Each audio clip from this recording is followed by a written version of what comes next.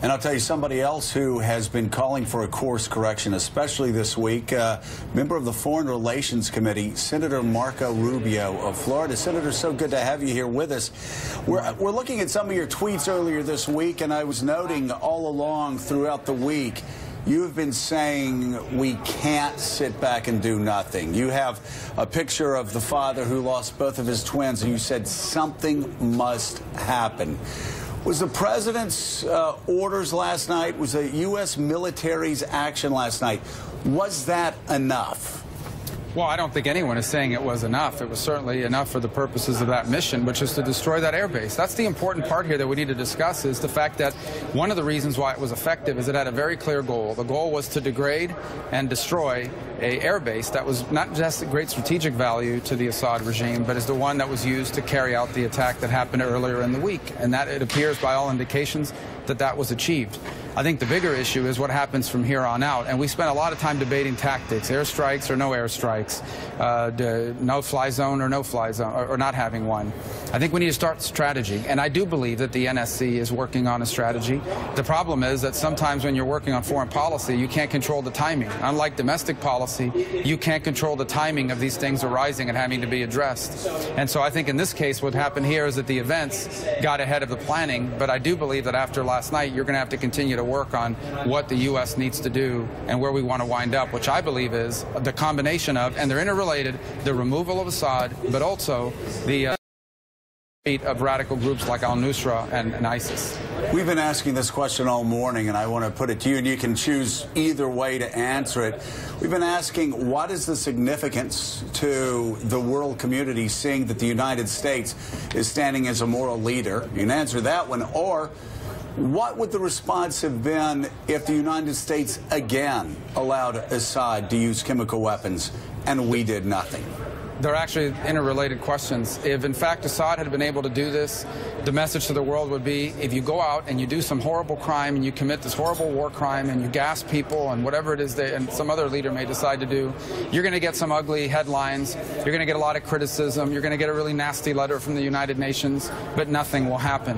And that's been the calculus. That's the calculus Assad has had, as he sits there and says, if I do this, it's going to help me in the battlefield, even if thousands of innocents have to die. And the price I pay is just some bad publicity and a lot of heat, but ultimately not much else would change. That dynamic needs to shift. And I don't think last night in and of itself will shift it, but I do believe it begins to shift it a little bit. And I think that, by the way, applies to multiple other parts of the world. If you're, I'm not saying this is why they did it, but if you're Kim Jong-un and you're sitting there in Pyongyang and North Korea, you're wondering right now, what am I dealing with here in Washington, D.C.? And I think you're a little bit more concerned than you were 48 hours ago. And David Ignatius, he certainly understands he's dealing with somebody different than he was dealing with under Barack Obama. President Trump clearly has shown a willingness to use military force, but I want to ask Senator Rubio, we've had an initial shot of 59 cruise missiles. They've done damage to this airfield. But should the American people, as they watch this morning, be thinking we may need to be entering a situation where U.S. troops are more at risk? Would you like to see, you've talked about a no-fly zone, would you like to see U.S. troops in Syria taking this fight more aggressively?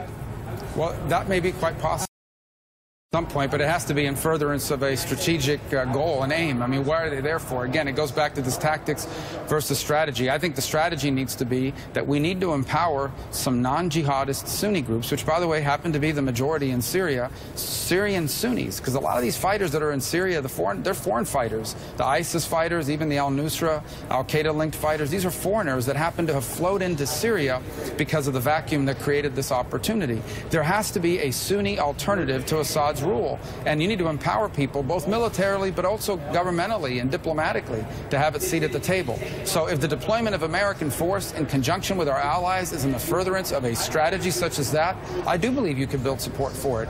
If it's just a tactic without any clear strategic aim, it's a much harder sell. And so that's why I think the strategic component of this is critical to gaining public support and congressional support. The BBC's Kathy Kaye's with us and has the next question. Kathy. Senator, I've been speaking with some British diplomats this morning, and there is some concern that this might lead into a broader engagement on the part of America, and that America would like allies to become engaged in that process, whether it's no-fly zones, grounding the Syrian Air Force, or whatever it is. How much appetite do you think there is here in the United States and amongst America's allies for this to be the first step in a broader, more complicated, more intense American engagement in the Syria crisis? So let's talk again about what our allies are facing in Europe. One of the big debates in Europe today is about immigration, the refugee crisis, the refugee flows. That's all emanating out of the Syrian crisis.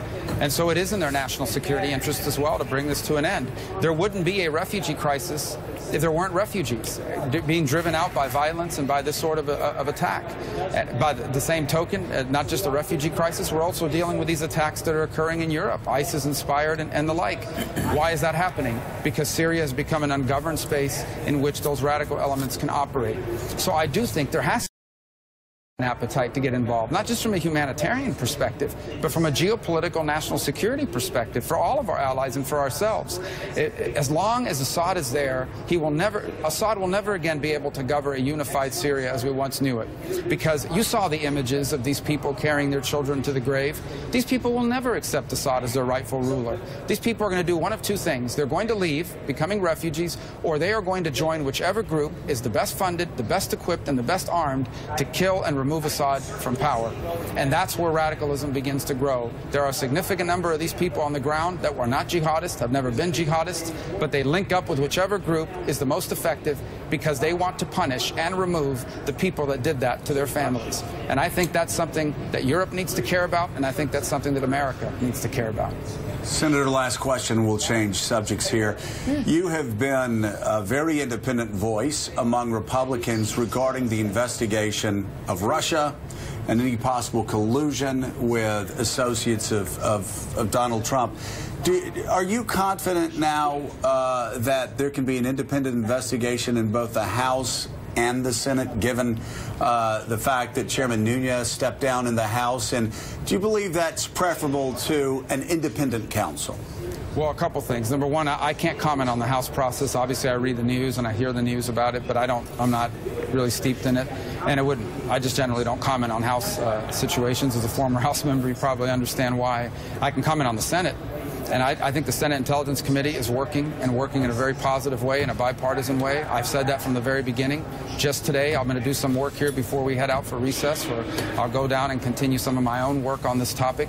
I do believe that we're going to produce a report to the American people and to our colleagues, and that report is going to detail what the active measures campaign looked like. I don't think there's any doubt that that happened. If, in fact, there were any sorts of collusion among. As I've said before, I'm not prepared to opine on that one way or another. But if the facts lead us in one direction or another, we're going to put it out there, and then you guys will be able to make up your minds about what actually happened. And I also think the part no one is talking about is we need to understand this is not just about learning about what happened in 2016. This is also about figuring out what to do moving forward, because this is an ongoing thing. It's happening in France right now, where they're undermining Macron because they want Le Pen.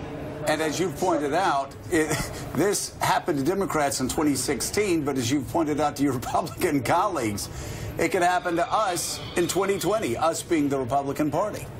Well, actually, during the middle of my re-election campaign in October, I said I will not answer any questions about WikiLeaks because it was the work of a foreign intelligence agency. Look, and it undermines the underpinnings of our republic. I think we're focusing on a lot of things that we should be focusing on the entire forest, not just some of the trees. The reality of it is one of the goals that Putin had was to undermine confidence in our democratic institutions. What he was hoping for in many ways was that no matter how the election turned out, there would be accusations of fraud, that there would be infighting among us, that he would be able to go to the world and say the American democratic process that they always preach about is a fake, it isn't real, it isn't good. And that was one of the intentions, and they're going to continue to try to do that. That's not going to end in 2016. And you're absolutely right. Vladimir Putin is not a Republican, and he's not a Democrat. Okay, he is a former KGB agent, well-trained in the art of disinformation, and he has weaponized that in a way now because of the existence of the internet trolls, social media, and the like.